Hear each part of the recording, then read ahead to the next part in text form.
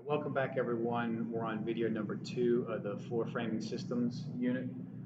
Last time I talked about different types of framing and different approaches.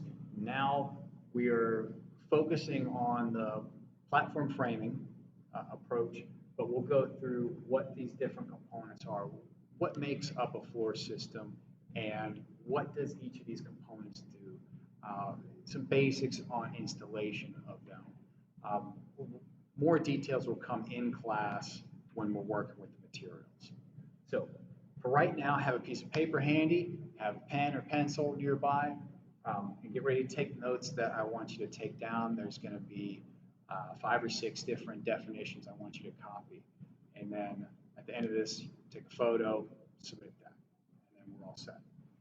Also, by the way, if you keep your handwritten notes, when it comes time for the test, you can bring those in on test day and you can use those notes. Sound good? Fantastic. All right, here we go. So here is the diagram again.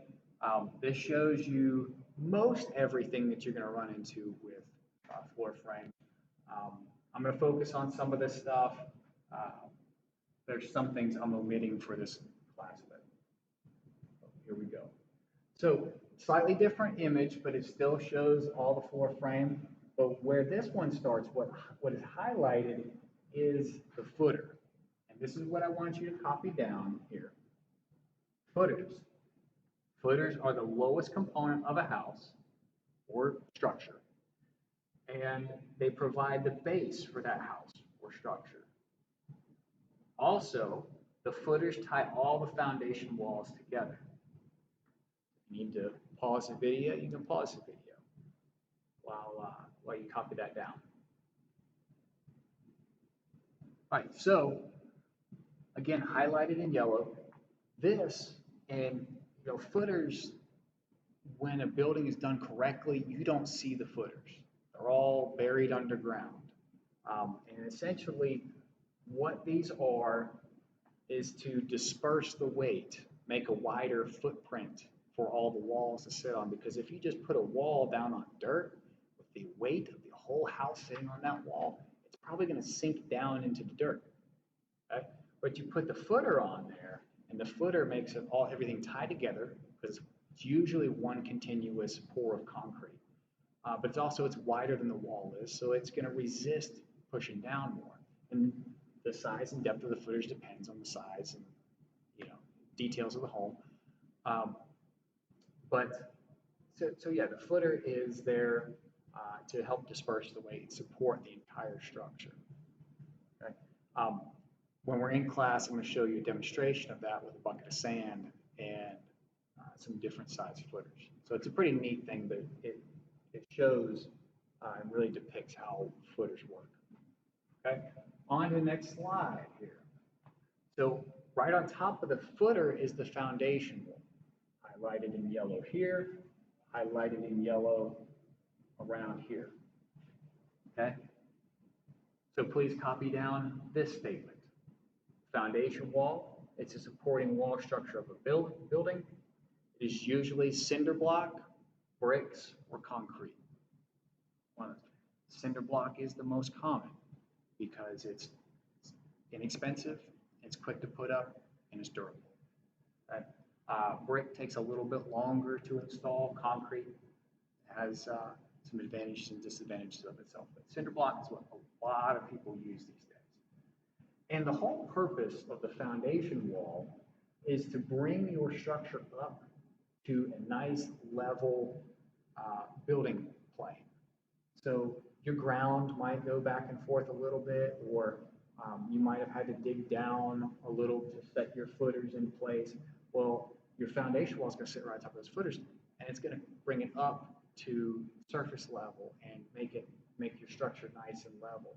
Now, sometimes foundation walls are 1.5 feet, 2 feet tall. Sometimes they're 4 and 5 feet tall, depending on the grade. Sometimes your foundation walls can be full height, like basement style walls. It just depends on the setting, it depends on the plan. So foundation wall can be anything from a crawl space to a full-size basement. Okay? All right, next up. I do want you to copy down these 6 steps. Now, this is super basic, but once the foundation walls are up, the carpenter's job comes down into 6 different steps. Number 1, install your sill plates and components that work with sill plates there. Number 2, install your posts and girders. In this case here, you do your girders and then you do your posts underneath that. And there's ways to do that there. Number 3, install your headers and rim joists around the exterior of the structure. Number 4, lay out and install all your floor joists that run across the structure. Number 5, install blocking or bridging in between those joists to help stiffen them. And number 6, lastly, put the subfloor on top.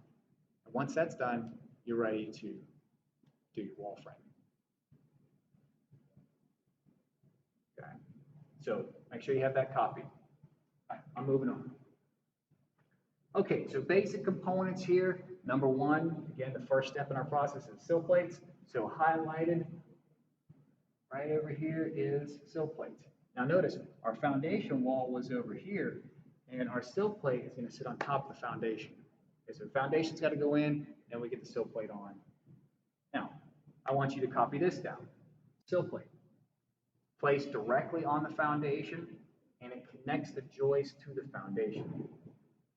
Usually made of 2x6 or 2x8 pressure-treated wood.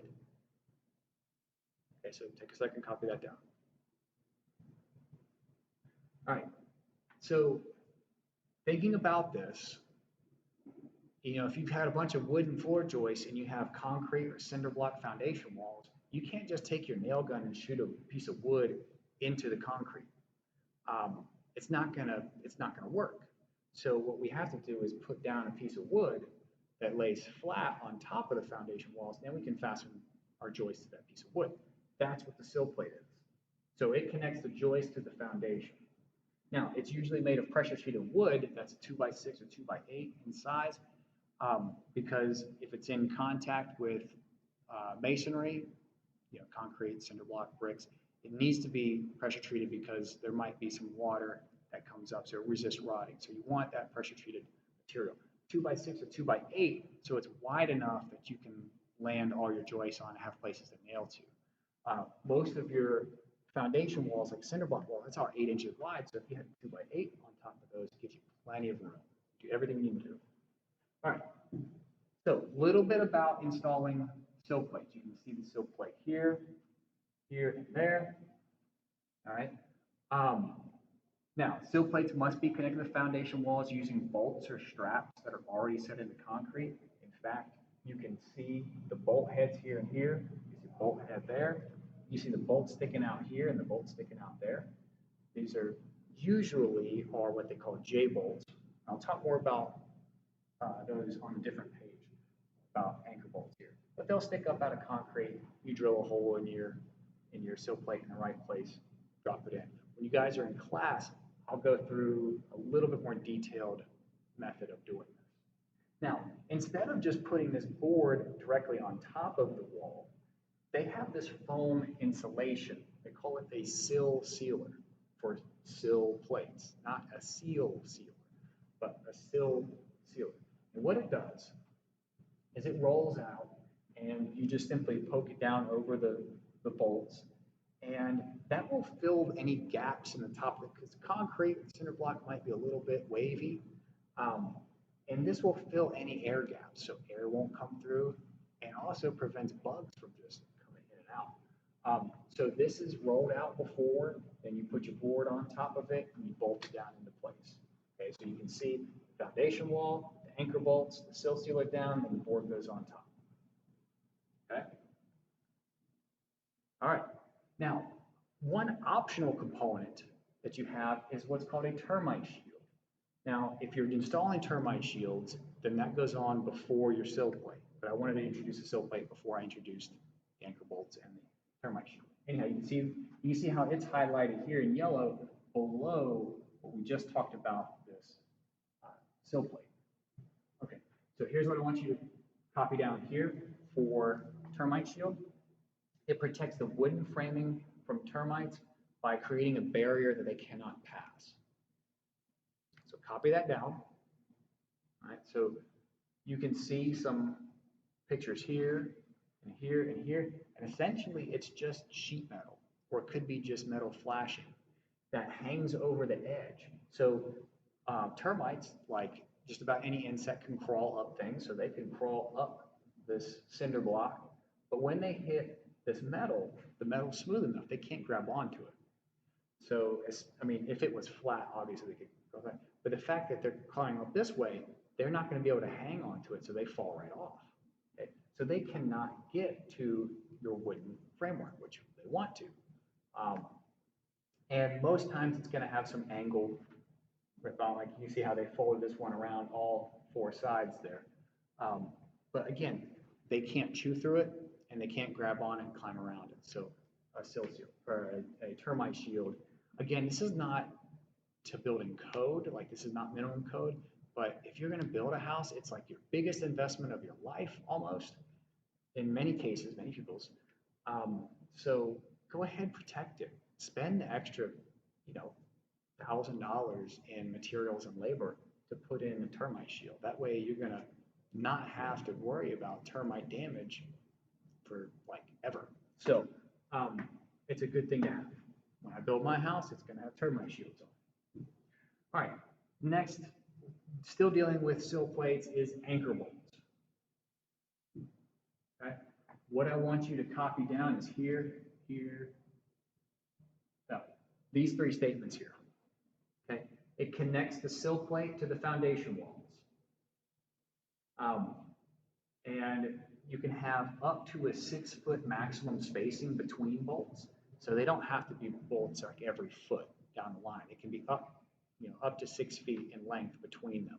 That way you're not putting too many of them in. But near the ends of the boards, you have to have a minimum of 6 inches away from the end, up to 12 inches.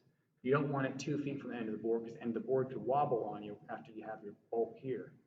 So you want it close to the end. Okay, so I want you to copy this stuff down here. All right. Now, I told you about the J-bolts. So this is what they look like. And when you pour the concrete, your masons will go through and they'll push your bolts down to about where the threaded portion is set. And usually this is about 5 to 8 inches in length here. So it goes down inside the concrete. When the concrete hardens on the top of this right here, any kind of uplift, any kind of forces are not going to be able to pull that bolt out of the hardened concrete. So that's why it works, and it works so well. It's cheap, it's effective, it's great.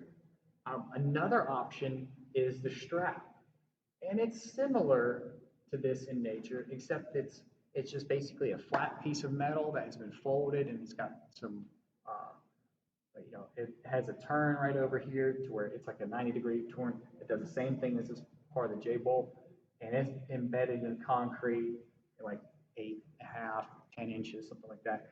And what it does, that has a Y portion, and so you kind of spread those straps out to wherever your sill plate's going to be, and then then they're just sticking up above the concrete. When you put down your sill plate, you wrap them over, and you drive nails into them. When you drive nails into them, it's solid, because again, the concrete hardens around this and prevents that uplift. Now, let's say you have some existing concrete, you don't have a way to put in these J-bolts or the straps. Then you have a drop-in wedge anchor, a wedge bolt, or a lot of times these are called redheads. Redhead is a brand that they use with these. You drill a hole the right size, and highlighted over here, there's like a little sleeve, so you hammer this down into the hole.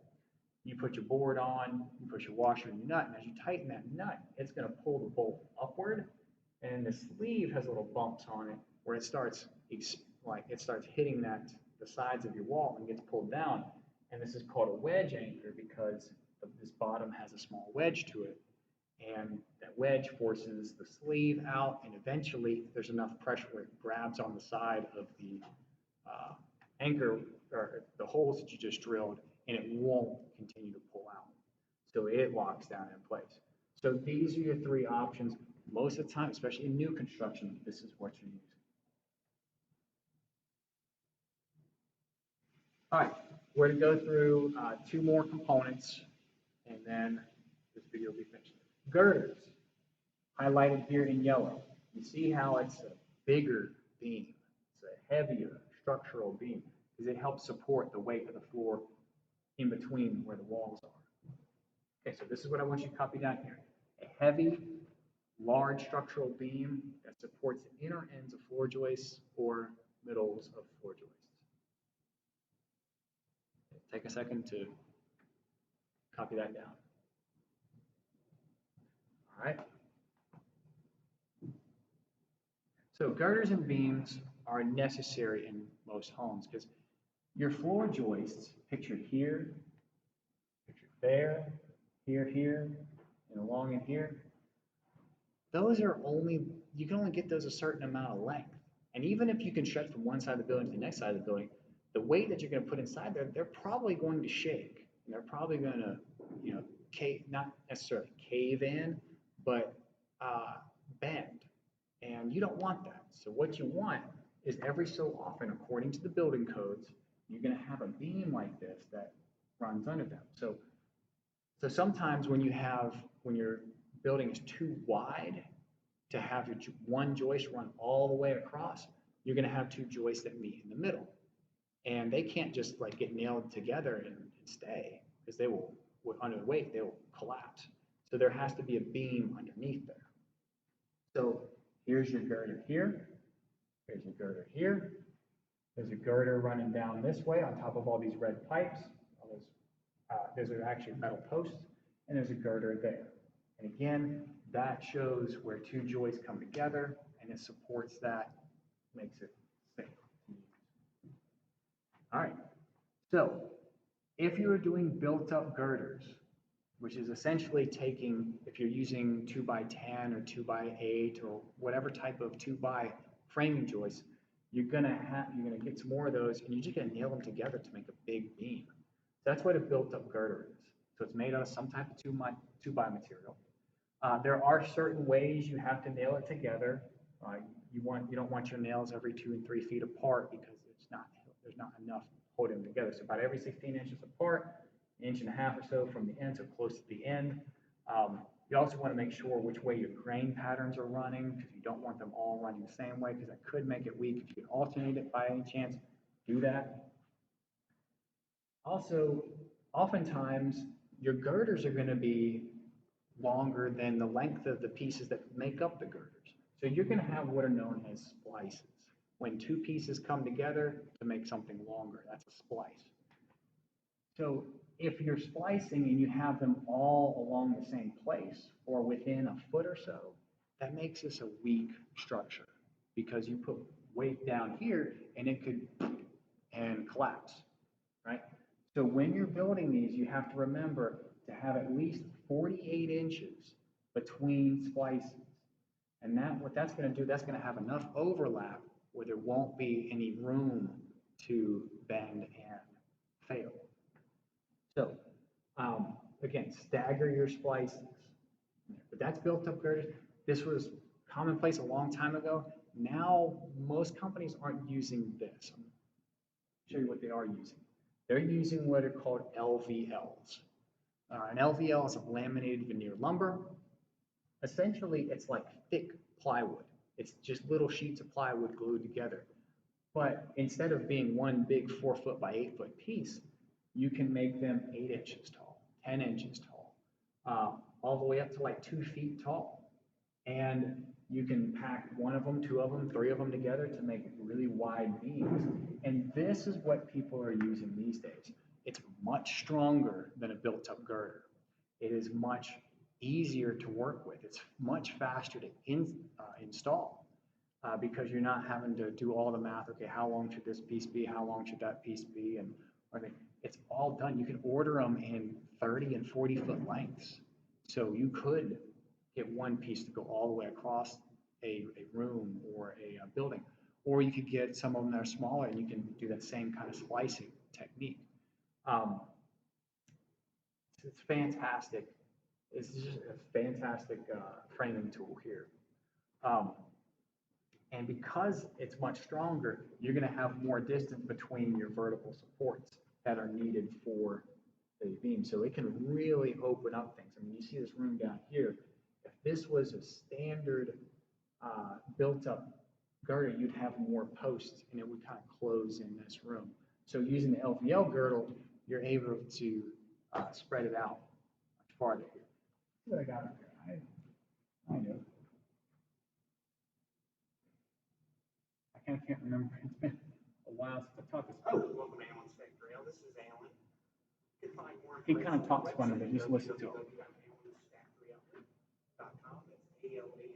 Factoryoutlet.com, located at 643 West Main Street on Luray, Virginia.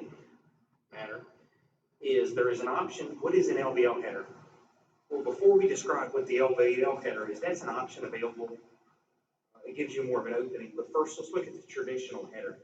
The traditional header consists of 4 2x10s. And these are 2 cars, the 2 stories are delivered in 2 halves. So you can't really see it here because we do captive, but that is 4 2x10s. And the 4 2x10s are basically engineered to give you a 14-foot wide opening between the 2 halves. So for example, this is a 24 by 24.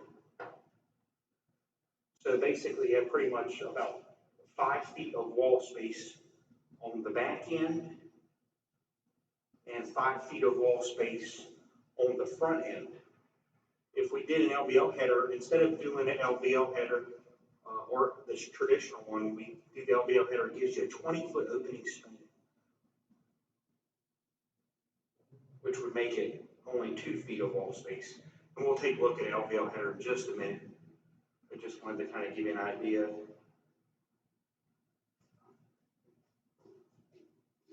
So this is a traditional opening span without the LVL header option. And we'll go ahead and take a look at an LVL header.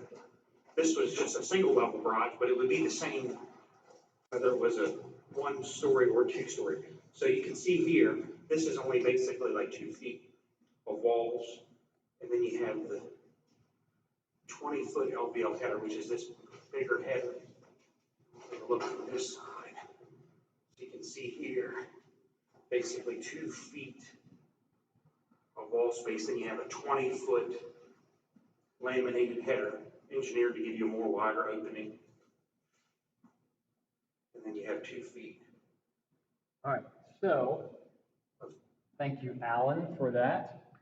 So that's just a practical application. It shows that you can have 6 more feet of space in your room if you use LVLs versus you're going to have it much more closed in. All right, that's another type. The strongest type of beam is just a steel beam. So you can use steel beams as girders. And you can see one pictured here. You've got your masonry columns, you got your beam sitting on top of that. You'll notice it's bolted down and your sill plate is actually bolted to this beam instead of just nailed to it. It is the strongest type of girder size for size. So like if you had a 4-inch by 8-inch built up LVL or steel beams by far the strongest. Now, putting those in, you need some special tools to cut those and install those, but just keep that in mind. And there's a wide array of options that you could use to install those. And I will just say they're not all called I-beams. Just if you say steel beams, people understand. If you say I-beams, technically based on all the information, this might not be an I-beam. Just throwing that out there. All right, next component. This will be the last component we talk about. So one more note, and then I'll talk a little bit about them. We'll keep going. The pier, post, or column, highlighted in yellow. You can see it's underneath that girder we just talked about here. So copy this down. It's a large vertical framing member used to support the girders. Okay, that can be a pier, post, or column. Doesn't matter what you call it. Usually, people will, if you're dealing with a specific type, I'll talk about here in a minute. They call them different stuff. All right. Now that down. Again, if I'm moving too fast, y'all pause. I'll mark on this. Okay, pier, posts, or columns. Girders are supported by those.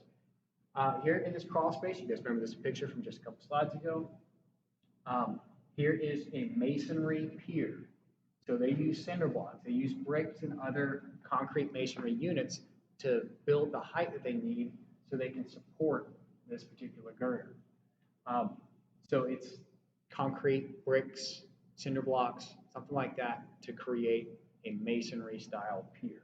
Those are typically called piers. If it was solid concrete, you could also call it a column, but normally this is not a masonry post. People just don't use that term. A metal post, as you can see here and here. These will support the things. And what's nice about the metal post is it can be a smaller diameter, so it can hide easier. Like if this was going to be a finished basement, a masonry pier would not be the greatest thing because it'd be a big 2 foot by 2 foot, like almost 2 feet by 2 feet column that you'd have to hide. And that can be challenging. A post, this could be a 3-inch, 3.5-inch, or 4-inch post. You could hide this right down a wall. Or if you build the wall right, the wall could be your supporting structure there. But oftentimes these metal posts are also adjustable. So there's a little turn crank on the bottom where you can raise it or lower it. And they're engineered to fit. Now you can get them cut to where they'll slide right into what you need, but most times they have that adjustability built into them. Wooden posts can be used. You can see here's a deck where you've got the deck joists, your girder running this way, and wooden posts underneath those. Now there's various ways to connect these. They just put on a second piece here, but that's a whole different story. But wooden posts could be used inside of a finished basement as well. It's almost lunchtime. All right, and then lastly, you've got decorative columns. So basically any of this can go in, and then you can wrap it. You can make it look like it's not even there. You may look, oh, that's such a pretty column. All right, let me click on this and see what's on. Let me see what's on this link here. Oh, this is a really cool metal post. Up in Alaska, there's an interesting dynamic where the ground will freeze. Down here, the ground will freeze a couple inches, but up in Alaska, it can be like 5 and 6 feet frozen ground you've got to deal with. So these folks created something called the techno post. And essentially what they do is they have a post with a essentially kind of drill bit style end on it. And they have a driver, and you can see here is, I don't like this. They redid their website. I don't like it. You can't really see it real well here, but these posts, they'll drive these things into the ground, and that becomes part of your post here. You can see as the ground freezes and thaws, you're below that frost line, so you are in, so your building doesn't move, and then you've got a post sticking up. So it's a really neat little system. That's an all side note there. Okay. All right, so next video, we're going to start off with the actual horizontal framing thing. So we'll go through rim joist, header joist, blocking, and subfloor. We'll probably do this in 2 separate videos. All right, so at this point, make sure you have all your notes down, take a photo of your notes, get back onto Canvas, submit that in, and that's how I will grade your assignment. As we come in the next lab time, we're going to be working on this kind of stuff and putting in the sill plates, putting in the girders for your work. All right, see you in class.